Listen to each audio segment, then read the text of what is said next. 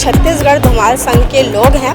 राजधानी रायपुर में काफ़ी अधिक संख्या में ये लोग यहाँ पर पहुँचे हैं। अगर चौक चौराहा हो या कोई सिग्नल हो तो वहाँ पर इन लोगों का चालान काट लिया जाता है। ये जो ट्रैफिक के द्वारा हमारे ऊपर जो चालान की कार्रवाई की जा रही है, ये बहुत ही गलत तरीके से की जा रही है। अगर गाड़ी इस रास्ते से गुजर रही है, मान लो कटवा तालाब का प्रोग्राम है, कटवा तालाब बजाने जा रहे, गाड़ी अगर इस रास्ते से गुजर रही, वहाँ ट्रैफिक पुलिस वाले खड़े हैं तो गाड़ी रोक लेते हैं। और लगभग 2-3 महीने से इस तरीके की समस्याओं से जूझ रहे हैं।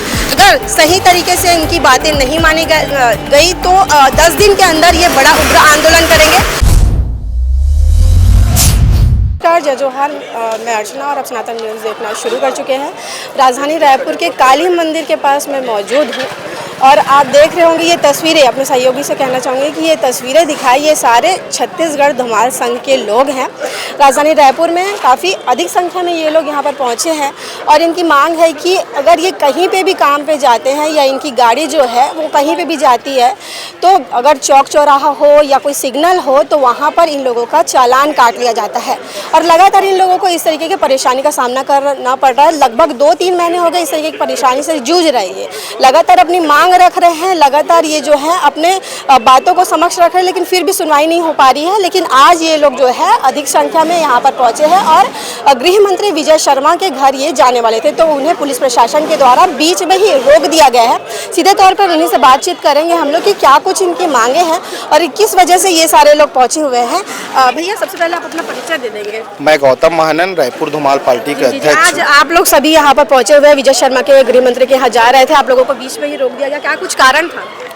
देखिए, हम लोग तो जेन्युइन एकदम शांतिपूर्ण तरीके से और कम लोगों की संख्या में हम लोग ज्ञापन सौंपने जा रहे थे, जिसकी हमारी छोटी सी एक मांग है कि ये जो ट्रैफिक के द्वारा हमारे ऊपर जो चालान की कार्रवाई की जा रही है, ये बहुत ही गलत तरीके से की जा रही है। क्योंकि भाई हम इलीगल काम नहीं करते, लीगल काम करते हैं, लेकिन हमारे साथ दुर्व्यवहार तरीके से बात किया जाता है ट्रैफिक के द्वारा। और एक सिपाही भी खड़ा रहता है, लेकिन वो भी हमारा चालान ले लेता है। तो हमारी मांग ये है कि भाई ये ट्रैफिक पुलिस के द्वारा जो हमारे ऊपर कार्रवाई की जा रही है, ई चालान की कार्रवाई की जा रही है, उसको निरस्त किया जाए, हमारे साथ ऐसा दुर्व्यवहार ना किया जाए। आप देख सकते हैं कि जो ई चालान की जो कार्रवाई है जो लगातार की जा रही है, उसे लेकर के ये लोग पहुंचे और कुछ भी लोग हैं उनसे सीधा बात करेंगे। भाई, आप लोग यहाँ पर पहुंचे हुए हैं, ई चालान कटे, ऑफलाइन चालान भी आता है क्या आप लोग? ई चालान का मैडम ऐसा है, गाड़ी खड़ी रहती तो ऑनलाइन भी आ जाता है, ऑनलाइन के जरिए, और ऑफलाइन भी आ जाता है। ऑफलाइन आता है तो पर्ची अगर दी जाती है आप लोगों की डायरेक्ट? ऑफलाइन मतलब जैसे मान लो कहीं से जा रहे हैं, अगर पुलिस वाले मान लो उनका ड्यूटी सामने वाले चौक में लगा है, अगर गाड़ी इस रास्ते से गुजर रही है, मान लो कटवा तालाब का प्रोग्राम है, कटवा तालाब बजाने जा रहे, गाड़ी अगर इस रास्ते से गुजर रही, वहाँ ट्रैफिक पुलिस वाले खड़े हैं तो गाड़ी रोक लेते हैं। तो ये अभी तो कितने महीने हो गए इस तरीके की समस्या से जूझते हुए? अभी ये फिलहाल तो 2-4 महीना हो गया, 4 महीना हो गया होगा कम से कम। 4 महीना हो गया आप लोगों को जूझते। आप सारे लोग मालिक लोग हैं जिनके धुमाल है। आपको कौन सा धुमाल है?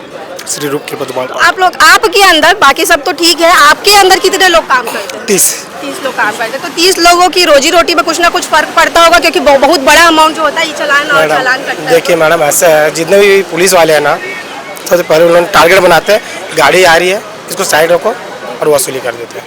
सबसे पहले तो जितना भी 15,000 20,000 का डिमांड करता है, फिर हम जैसा करके उसको सेटलमेंट करते हैं। तो आपने पेमेंट, आप लोगों ने पेमेंट भी कर दिया है? मतलब कितने टाइम से जूझे? किसी और से मिले थे आप लोग पर्सनली जाके थाने में, ट्रैफिक थाने में जाके किसी से मिले थे कि इस तरीके की समस्या आ रही है, कि डायरेक्ट अब ज्ञापन सौंपने ही निकले? नहीं, गए थे मैम, ट्रैफिक पुलिस वाले पास भी गए थे और सर के एसपी सर के पास भी गए थे, तो उन्होंने कहा विजय सर से मिल लेना करके, तो वहीं गए। तो आप देख सकते हैं कि एसपी से भी, रायपुर एसपी से भी इन्होंने बातचीत की है और लगभग 2-3 महीने से इस तरीके की समस्याओं से जूझ रहे हैं। काफ़ी अधिक संख्या में पहुंचे और सिर्फ रायपुर में ही नहीं, छत्तीसगढ़ के अलग अलग क्षेत्रों में जो है धुमाल गाड़ी, डीजे गाड़ी जो है, चाहे वो शादी हो जाए, चाहे वो कोई धार्मिक कार्यक्रम हो जाए, उसमें कहीं ना कहीं लगती ही है।